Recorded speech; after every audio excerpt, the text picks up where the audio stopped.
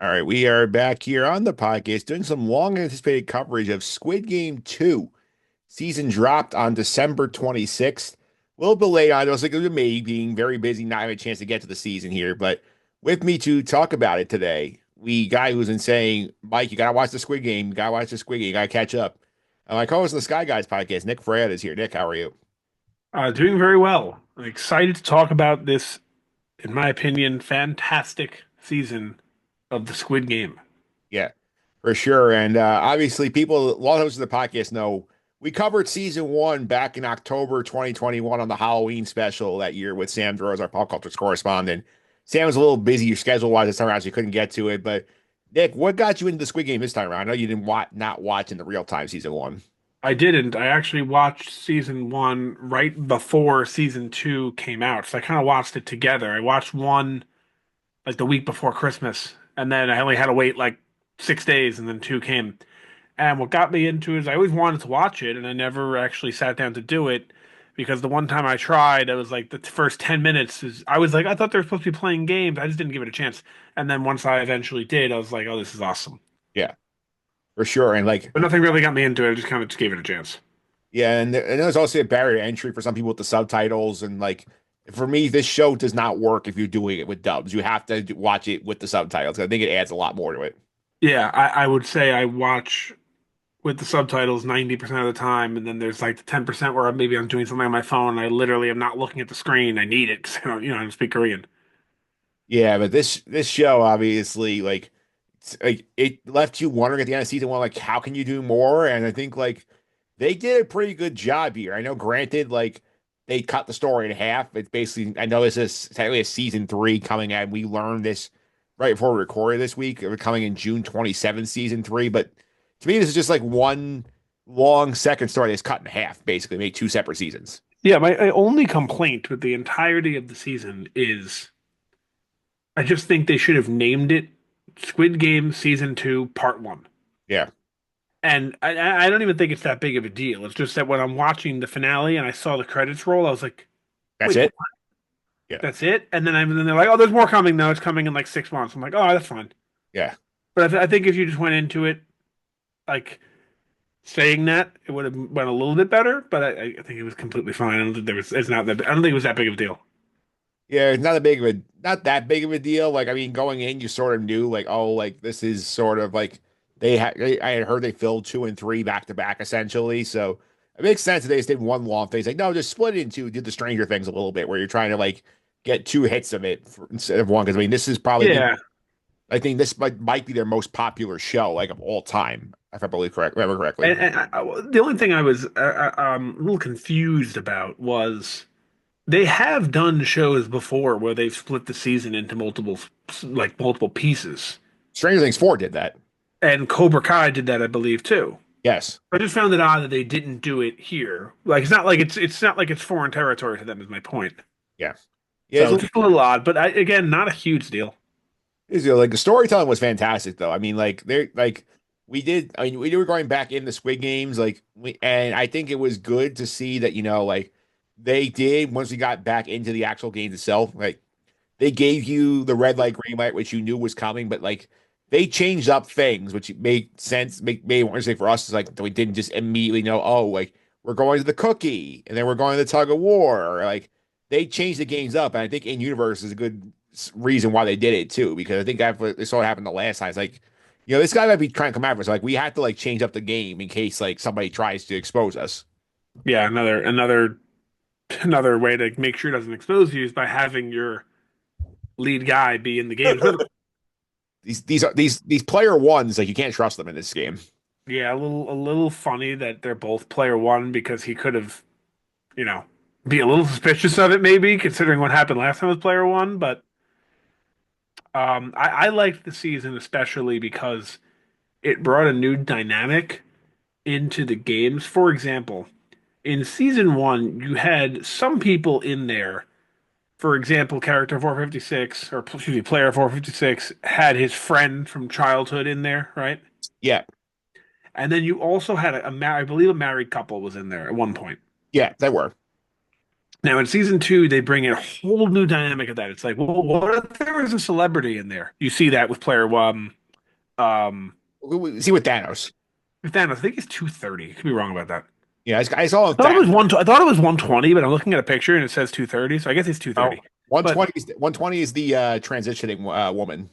okay, well that's another one. What if there was a transitioning woman in there? What if there was a pregnant woman in there? What if there was a mother and son or like some sort of family members in there together? What if there was a famous there was that streamer guy who was giving them all the wrong tips? Oh, the crypto guy. Yeah, so there is like it's a lot of questions like what if this kind of person was in there? What if that kind of person was? What if there were Marines in there? There were. It's something that you don't. I guess I was thinking after season one, like the biggest one being Thanos with the celebrity. I'm saying, what if there was a celebrity in here? Yeah. And there you go. And this is what it kind of shows you right away what that would be like. And I find that a very interesting dynamic. And what there's a returning player in the game, somebody who's played before. I'm telling we got two of them because in case you've forgotten season one, the front man who's posing as player 001 this game, like Mhm. is the cop's brother. He's a former winner of the Squid Games. Yes. Um, the cop feel like well, it'll be season 90 until he finds the island, but Yeah, the cop is very bad at this. Like he's the one weak link of the storyline because like he never seems to get anywhere with his investigation. yeah, I really appreciate how hard he was trying though. He has like a whole team. It looks like they're good to go. And then I knew right away from the conversation they had in the restaurant that the captain of the ship was not to be trusted. Yes. And that came to fruition obviously in the finale. They made it clear to the rest of the audience, but Yeah, but the crew itself, the team trying to find him doesn't know that yet. right, the team doesn't know that and it was really the beginning of the season was something that was so important because again, for me it wasn't as the same as for other people who watched the show. You had 2 years to think about it, 3 years to think about it.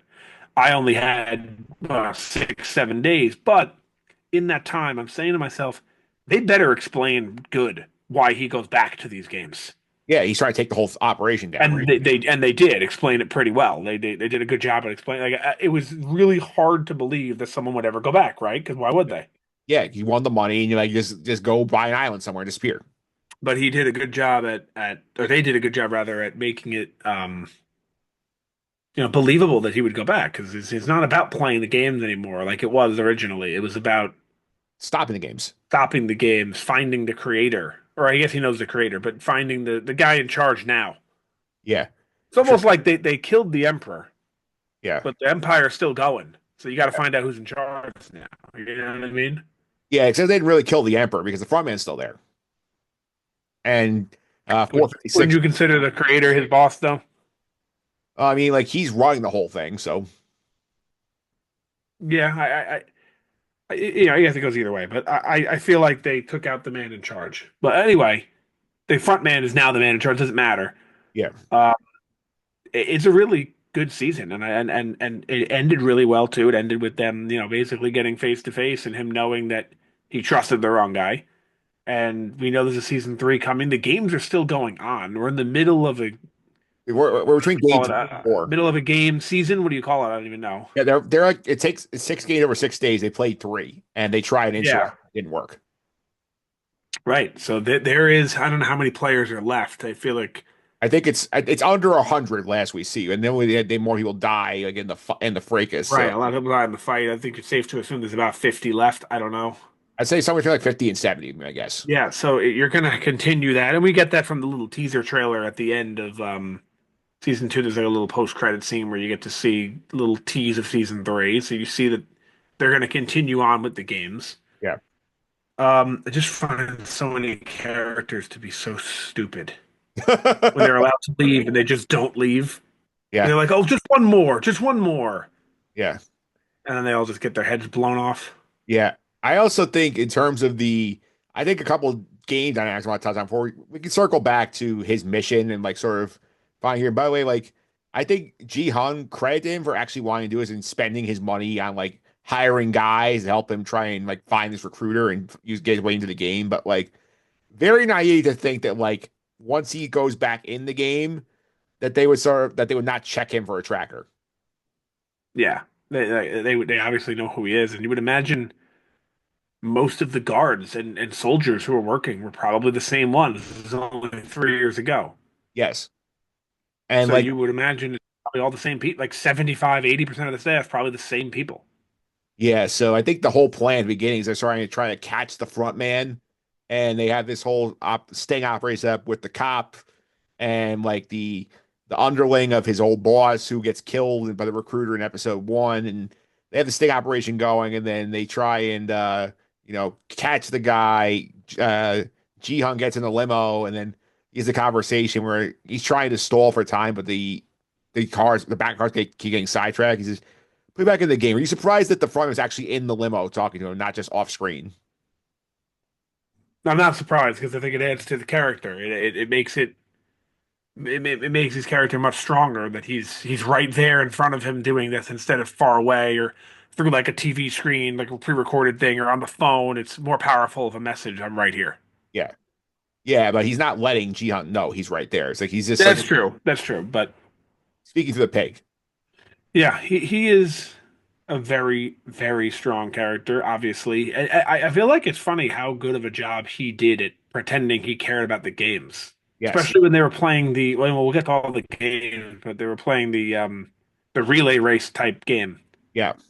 with the circle. I don't know what they called it. They called it the I think it was like the 5 man. I think it was like A four-legged race or something. a 5 leg race. Like he was so into it when they finished. Like he was going like the other team finished, he's going crazy. It's funny to think like he wants them all dead. Yeah. And I was another point I'll go back to here. It's just interesting you brought the mother son thing. Like, if you ever checked out the reality version of Squid Game, I watched like the first episode and I saw they did have that, and I was just like, I don't really care. I'm curious who got the idea first. It's like, or there's something the creator had this idea, or if the reality show news having, oh, we should put a mother and son in too. Yeah, I just loved that they brought in these different types of relationships in there that were pre-existing. So like everyone in there, I'm sure, pretty much knows who Thanos was when he was in there. Yeah. And that was really cool. And then like I said, the mother and son and all these different people, like it's just very interesting to see how those type of people would react to the whole situation. Yeah, the pregnant lady and her boyfriend and like the baby's father are both in there. Yep. Yeah. And then we can get to also later on, we see behind the scenes of the Squid Games a little bit more. Like one of the mass like workers there, number 11, like the woman who we think is getting recruited into the game, is recruited instead to be a sniper and killing people in the game. Like we see that like she knows like one of the guys in the game was basically somebody she was trying to like find information from. So that's Yeah, another thing. that was really cool because I thought she was going to be in the game. Yeah, we don't know And she's then we actually find out no, she's going to be working for the game. It spoke volumes to me when she got picked up because I'm like, why is she getting picked up differently than everybody else gets? Oh, she's not going to be in the game. Oh, okay, that was she really cool. yeah, she's working for the game. That was a very cool um, scene there. Yeah, and it's kind of like she sees to have her own agenda too, because we know that this is also sort of a cover for like an organ harvesting operation. And like we say that like they want to leave some of the people like almost dead to get better quality of the organs. And she seems to be like killing for sure every chance she gets. So it seems like she's not on the same page, which I think the not the front man, like the guy in black who sort of like is running when the front man is this guy is hiding in the amongst the players. Interesting to see Yeah, like that dynamic going on here, where like she's against the mission. yeah. The one thing that draws me out, or at least in season one, the whole selling of the organs and whatnot, I just didn't care for it. I don't know. Maybe it was just that episode. Like I was disappointed they brought that back. Yeah, I didn't like that part of the show, but I guess it kind of makes sense because I know there's a whole gambling market behind this whole thing, which is what keeps it possible, like Yeah, keeps it funded. But like, they do need more money. yeah. And this is like I feel like this felt like in season one, I felt like this was a side hustle. This that like oh, there's a couple of guards were on the take, and like Yeah. they had the one contestant they brought in was a doctor is giving him game info in exchange for Yep. harvesting the organs. But like now it's there's a more widespread operation where like more people are involved. It goes like they night to the front man, but right underneath the front man, basically, in terms of who's aware of this. Yeah, no, I completely agree. I didn't like that dynamic of it, but that's wasn't a huge deal. I mean, in season one, wasn't a big deal. It was only like one episode, really. Yeah. And in this, it only lasted what, like an It, episode and a half. Like it wasn't a big deal. It didn't really take over the season. it popped up in several episodes because like there was the whole thing where number 11, where worker 11 gets a talking to Yeah. from the mass supervisor saying like you have to let them do their jobs. And she's like, but like I was hired to kill them. I'm doing my job. And then Yeah, like no, it did. I just feel like it didn't take over the season though, 'cause it was mentioned in several episodes. You're right, but it was only a few minutes here and there, and it wasn't overwhelming. yeah, let's get into the games themselves here. And I think it was interesting seeing, like game one and you get red, right, green, red again, where Jihan's like, oh wait, like we know like we could get through this here. And then like they don't believe him at first, and like they realize, oh, like when somebody gets killed, like, oh wait, he's right. So like he does an incredible job coaching this group through to the point where like I think they get what, like 300 something people through the first game. Oh yeah, compared to the first season, what was it? They were down under 100 in the first game almost. I think they have like about half killed the first game. Yeah, or that was that scene actually is what drew me into the show completely Yeah. Was because that? I was like, oh my God, all these people are dead. Yeah. But to be honest with you, I didn't know they died in the Yeah. game Yeah. until I watched the show. I was just like, oh, they're probably just gonna like shoot them with a tranquilizer or something. I was like, oh, they actually killed them. Oh, this is pretty interesting. Yeah. But yeah, so many more people survived that first game than they did in season one because of his leadership, and that's exactly why. Well, although he couldn't really save them in some of the other games. Thinking back to some of the other games from season one, like he could prepare them for the cookie. Absolutely, sure. He But was like doing tug it. of war, Yeah. half people are gonna die. There's no way around that. Yeah. I mean, like the cookie, he was basically giving them the advice, Yeah. like when they thought it was the cookie. Oh, like everybody pick triangle. But tug of war, you can't train for. No, you just have to be lucky. People are gonna die. People aren't gonna die. And the other game, which is the one I'm thinking of, the one with the glass floors. There's no way to know. The only guy who had somewhat of an idea was the guy who was working with glass for a living, and even he wasn't exactly spot on either. It's funny because the reality show actually had some like obviously different states because they're not dying if they lose the game, but they had a emergent gameplay hack basically where it's like, okay, like everybody who's left here, everybody takes one shot at guessing a square. And then you let the person go in front of you. That way you're taking one 50-50 chance opposed to 20 if you're the front of the line. Hmm.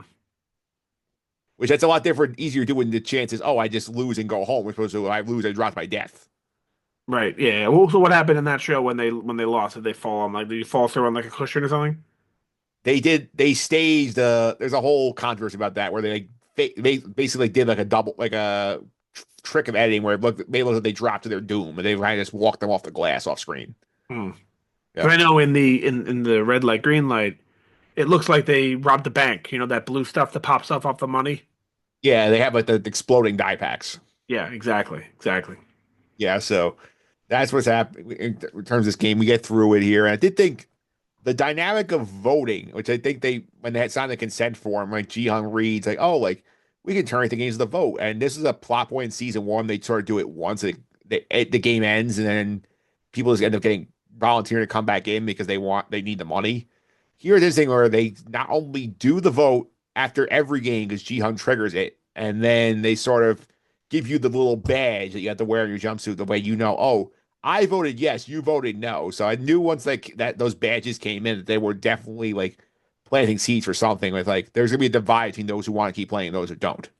Yeah, I found it interesting that they did the vote after every game because I remember that too. Like in season one, they only did it once. Yeah. It was a mechanic I feel like they changed for this game to make it more I just sort of like anti-G-Hum playing. So you notice too, they flip-flop the order they do the voting in, but the first time they staged as if the front man was voting last. So like basically if there was a tie, he was gonna automatically vote to continue the games. Yes.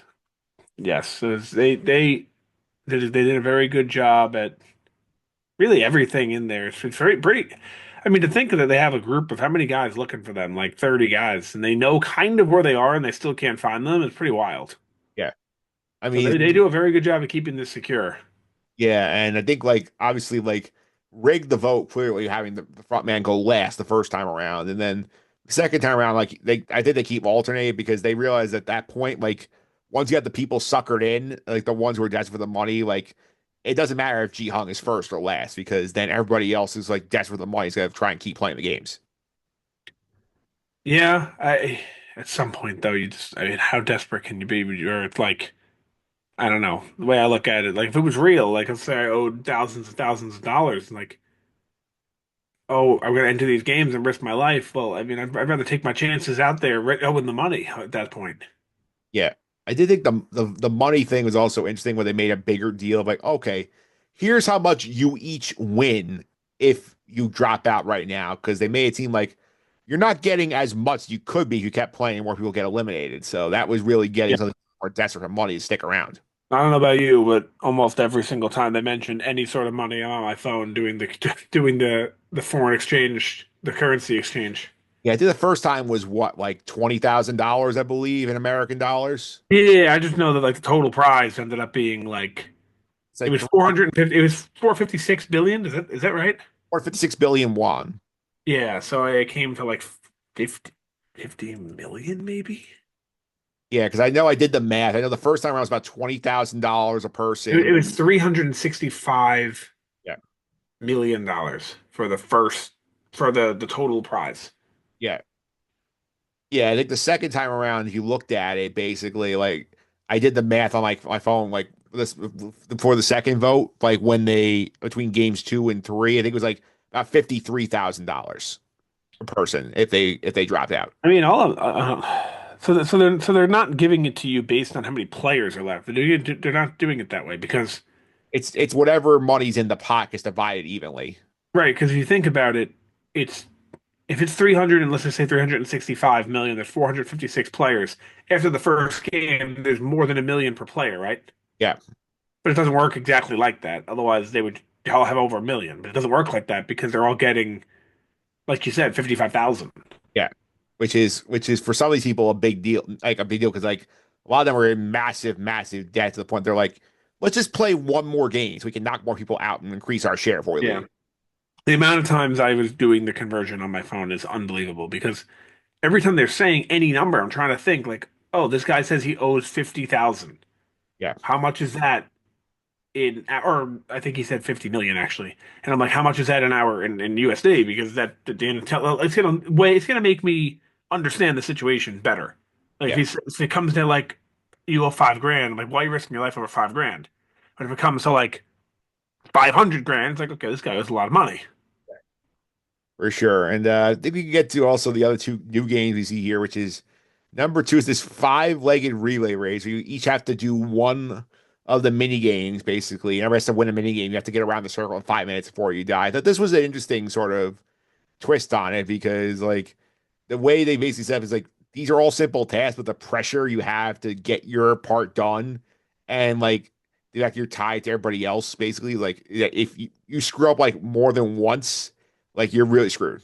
Yeah, and if correct me if I'm wrong, this was the game where they let you split up into teams before they told you what it was, right? Yeah, they say split the teams of five. And the last time that they told us to split into teams, now remember that no one else except for player one and 456 have no any idea about the other game. But the other game where they told you to split into teams, everyone was under the impression, and the audience included, were under the impression you want to get somebody who's good, who's Yeah, going to win. But it turns out no, you want to get someone bad so you can beat them, right? that was the marbles. The marbles, that's right. But now as an audience, we're thinking when they tell us to split into teams, it's usually something because it's one for one. It's been you want someone bad, so that's in the back of our mind as the audience. Like, well, what are they doing when they split us into teams? Do you want to have a good teammate or a bad teammate? Because like in season one, when they tell you to split into teams, as the audience, you're rooting for 456. You know, he's the main character. You're saying find a good teammate, a good so you can win, so you can win. And it turns out we were wrong. No, he wanted a bad teammate. He kind of did get a bad teammate, but that's neither here nor there because he didn't really try. We didn't even know what was going on in his head. But in season two, when they tell you to split into teams, it's in the back of my mind. I'm saying, does he want a good teammate right now or a bad teammate right now? That's something that we just had to think of that we didn't have to think about in season one. Yeah, we see obviously also there's also where the front man starts like tying himself to the hip to Jihan, where like they basically they're on team here, they're on a team, they work together. The next game we'll get to in a minute here, but like this game I think is an interesting design for the game where it's sort of like you can like obviously like you have to like now like be good at your one thing, and then like they being last in this game had big advantage. You can watch everybody else like fuck up and say, "Oh, this is what they did wrong. I can do this and get better at it." So like Right. later in the process helps you. Yeah, everyone's literally watching you do this game. It's not the same as really any of the other games. No, you got a captive audience here, whereas the other games like Yeah. you compete against each other. But it makes it that much harder when you're at the end because now obviously as you said it makes it easier because you get to see what everyone else does. You know roughly, oh, we should be finishing our third leg with roughly a minute and a half left or whatever. But it also makes it harder because you've seen the people die and you know like you can look at the clock and be like, "Oh, they had a minute left when they were at this point and they didn't win." So this sinks in on you also. Like if they didn't do it, now we get to do better. You know what I'm saying? It gets in your head. Yeah. It also makes sense that you think about it too, why Jihan's team goes last, because the front man's on their team theoretically. So like Oh even yeah, so if he was gonna die, they would just not kill him. they're probably just use blanks on him. Right. Or yeah, or they could just shoot everybody else and just have him walk in the other room. Yeah. Yeah. And like, No yeah, one's in there. no one will know that no one will be the wiser. Yeah, no one was in there, and so he had to go last. And that was interesting too when It you see, also makes sense that he goes last just from a storyline perspective in watching the show. If their team goes first, then we're like, I don't care about anybody else. yeah, I did think we got some fun stuff here. And then the third game, which is, the basically the like what was the best way you describe this here, this third game, where you basically I like would describe this as the single greatest scene in 2024's television. yeah, this game, you love this game. I loved this game. Yeah, so basically the third game, it's not tug of war here. It's basically you're in a carousel in the middle of the room. Mingle. But yeah, what do you call it? Mingle is essentially what it is. Yeah, it's mingle. You go ahead and you basically are on a wheel. Say, okay, when the wheel stops, we're gonna shout a number out. A group of it could be anywhere from like 2 to 10, and you have to grab that many people and grow in a room and close the door. So If here's the only unrealistic thing about this game. what's that? In reality, no one would be talking this and that. They would sprint for a room. As soon as they had the number they needed, they would lock the door.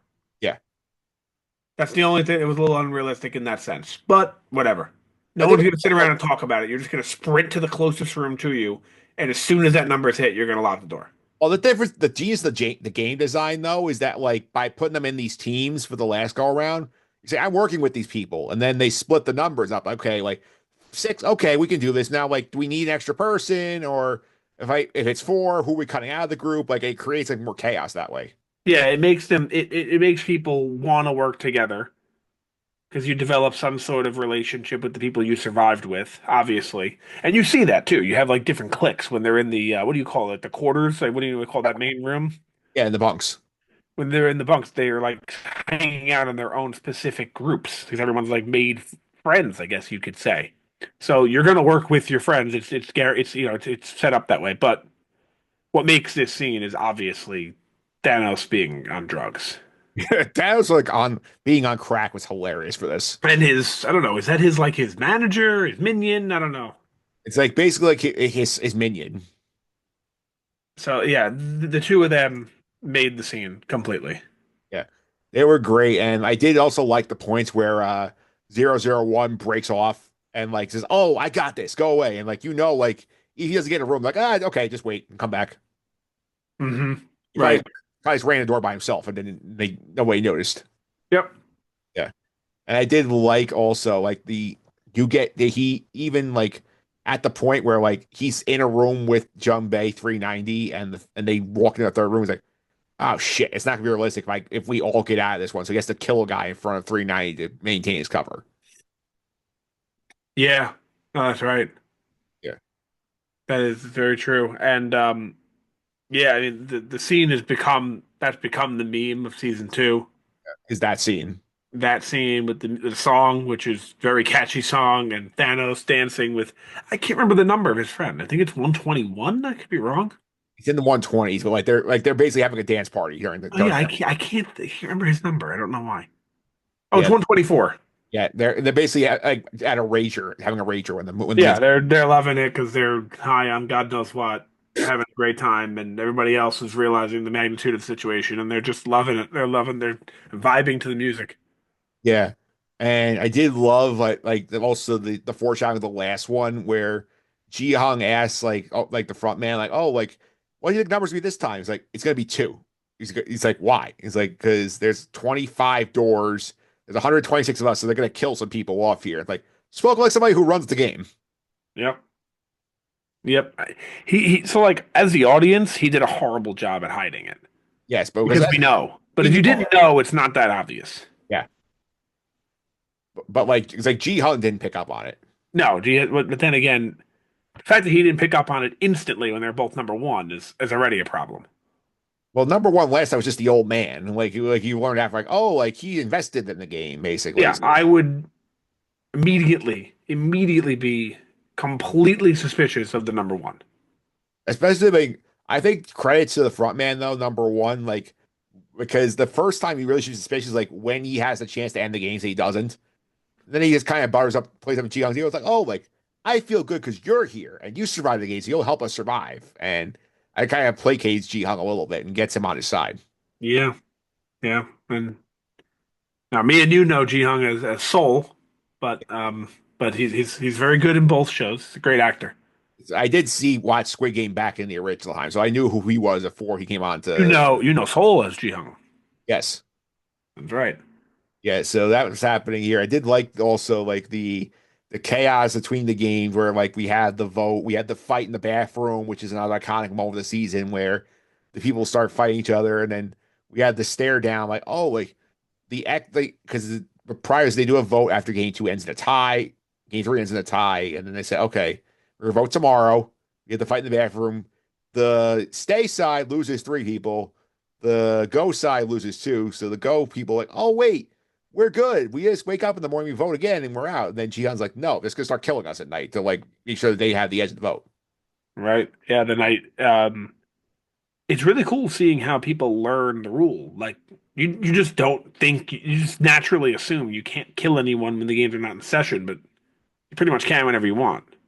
Yeah, because like there was a point where like I think Jihan says like they'll let you do it at a point, but then they have to come in and stop it at some points. They need to actually have people to play the games. Yeah, right.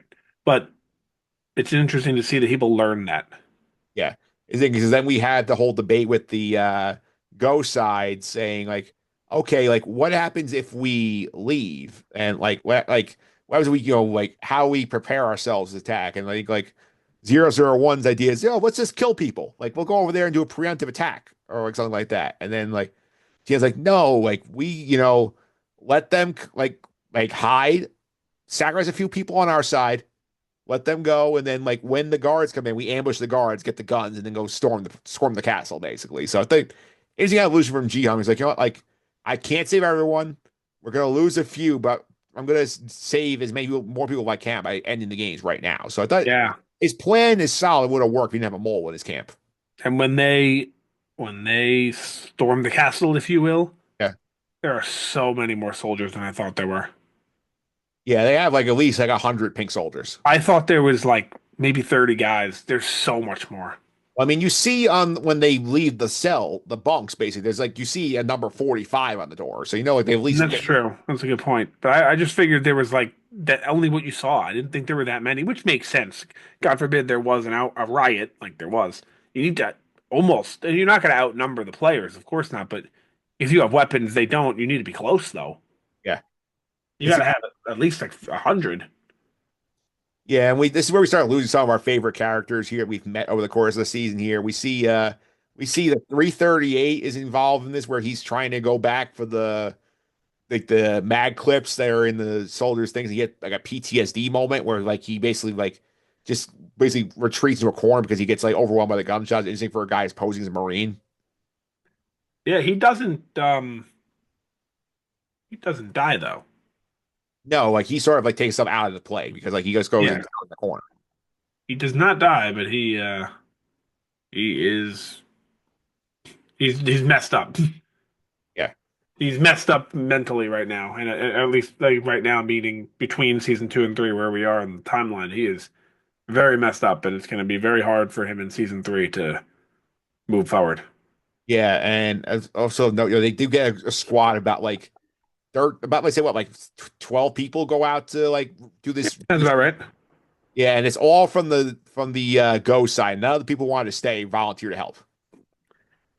Well, if they want to stay, right? Yeah. So we see that go on. We end up losing 390 because this is the point where like at one point the front man stays with the group trying to hold off the crew, and then he says, "Okay, like we need help." Like, okay, this is my chance. So he grabs two guys. They go around the back, which of course he knows exactly where to go to figure out where the loophole is, and then he basically stages his death for Ji Hong while like, killing two guys, and then holds around like, "Oh no, they got us!" Shoots the other guy dead. So Ji Hong thinks he died. So correct me if I'm wrong. I don't remember, and it's if anyone should remember, it should be me. Player 390 was from episode one of season one, right? Yeah, he was the guy It who was owned. like his friend, and they were in the off track betting together. Yes. Okay, that's what I thought. Yeah. Um, Makes sense that he'd be there too, but you get a really interesting fight at the end. Like I said, a lot more than I thought there were, and unfortunately, we lose that fight, I guess.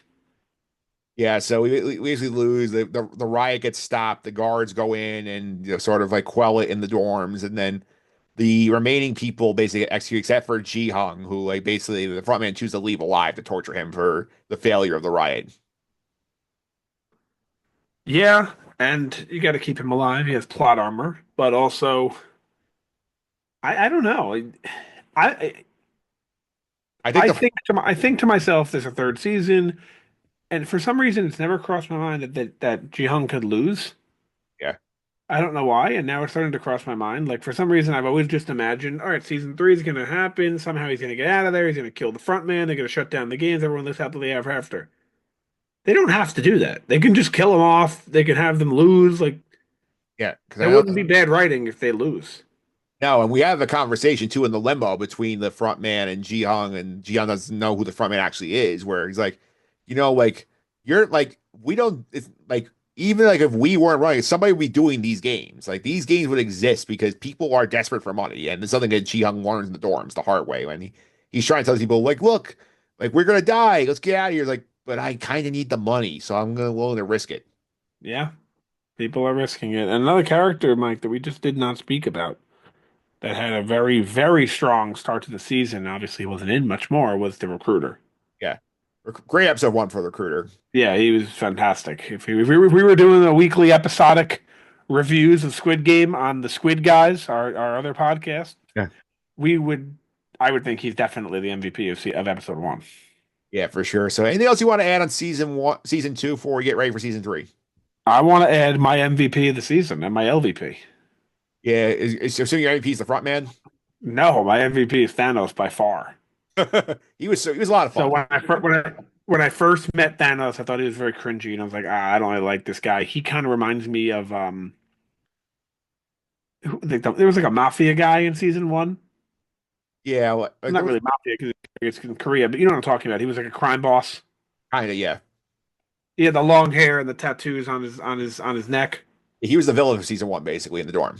Yeah, I thought Thanos was going to be like comparison to him, and I'm like, oh, this guy doesn't work as that. What a terrible choice. This is awful. He's so cringy, but like he won over the hearts of many, including myself, with his well, really his addiction to drugs. Yeah, it's like sort of like he's like the deranged villain. Yeah, he's hilarious. Him and his friend, it's so funny. They're my favorite characters by far. They turn those really intense moments into a lighthearted, funny moments, which I guess is something they really didn't have in season one was any like comedy. I laughed a lot during season two. They made it work where it was funny and still obviously the stakes were just as high. Yeah, yeah. There were moments during this, especially I think during the relay race too, like when his team is on the course. It's hilarious watching him work. Yes. And do you have an MVP yourself? I think he's got to be the front Oh, man. man. He like basically punks Jihan the whole way Yeah, through. I mean, you can't argue with that. It's like Jiyoung has a good idea, but like he like, and I give him honorable mention here because like, I mean, like if he does not have a mole in his camp, like he probably gets out of the building. Yeah, that's true. What about an LVP? You have one? LEP, I think of the bunch, I would say has to be the son of the mother son pair because this guy is an idiot. I'm fine with that. Not my answer, but I'm fine with that. Because I mean, like, there was a point where like he was one of the swing votes and he chooses to stay. He's like, I'm in so much more debt than you realize. He's like, I'm willing to give you my entire share so you don't have to do it in debt. It's like, oh, I don't disagree with you at all. Mine is just a character that I didn't like. That's what I'm gonna just do is a character that I did not like. Do you have a guess? I'm guessing it's But you're probably gonna get it wrong.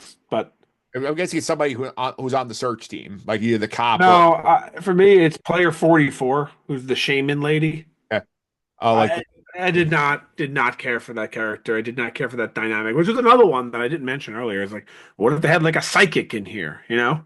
yeah, they But worked no, hard. I did not like that character. They worked hard to give you angles you didn't get in season one. Yes, but that character to me was real bad.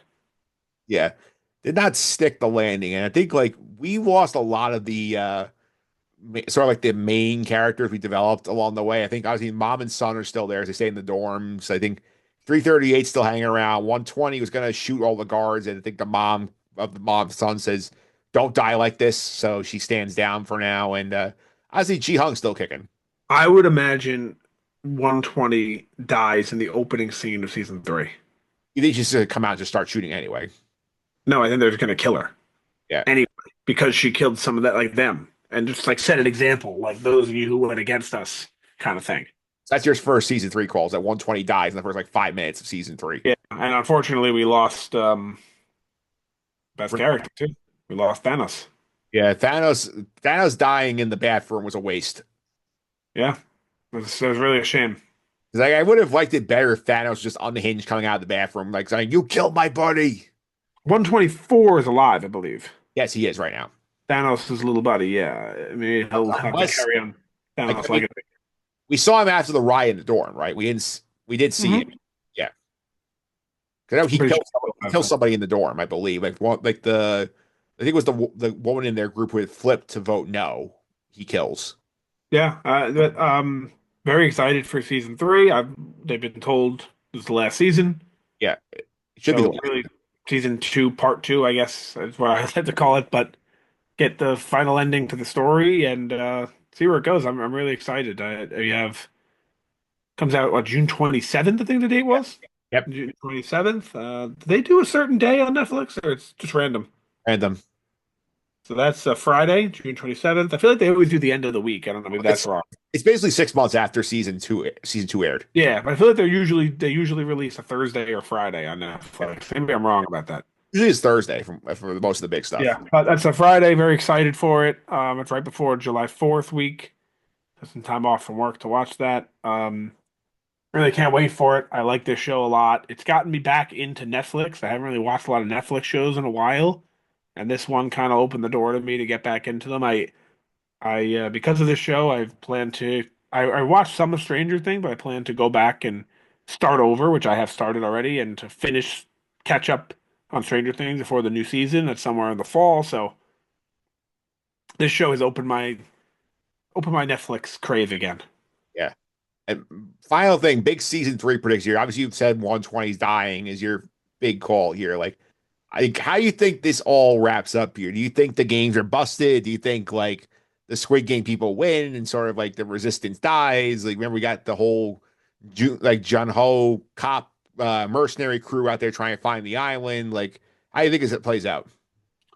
So I really wouldn't be surprised if it played out in any way, but my my actual prediction, like if I had to pick one thing, is I think the cops and his search team are going to find them Yeah.